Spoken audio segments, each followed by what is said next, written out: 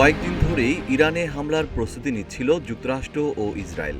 এর মাঝেই ইরানের সর্বোচ্চ নেতা আয়াতুল্লাহ আলী খামেনির অবস্থান সম্পর্কে সুনির্দিষ্ট তথ্য পায় মার্কিন গোয়েন্দা সংস্থা সেন্ট্রাল ইন্টেলিজেন্স এজেন্সি সিআইএ।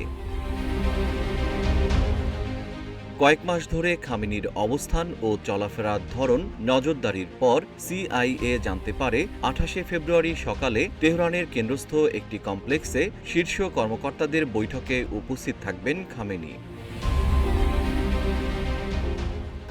ভবিষ্যৎ হোক নিরাপদ, বিনিয়োগ হোক বিশ্বস্ত, আর আমার পছন্দ সল্ট বে। ওয়েলকাম টু সল্ট বে। বিষয়টি জানার পর যুক্তরাষ্ট্র ও ইসরায়েল হামলার সময় পরিবর্তনের সিদ্ধান্ত নেয়।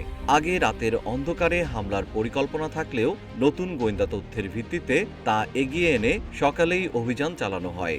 লক্ষ্য ছিল ইরানের শীর্ষ নেতৃত্বকে একযোগে আঘাত করে কৌশলগত সুবিধা অর্জন করা।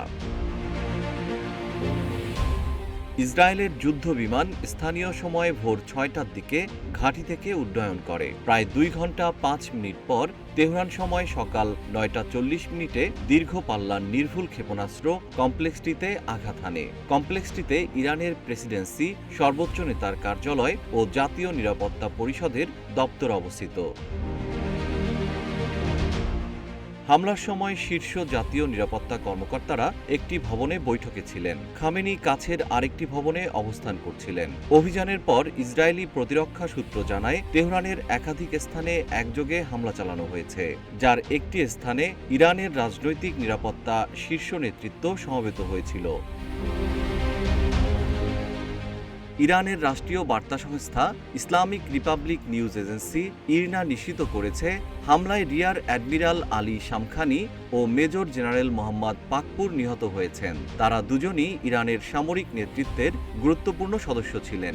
এই হামলায় ইরানের সর্বোচ্চ নেতা আয়াতুল্লাহ আলী খামেনিও নিহত হন।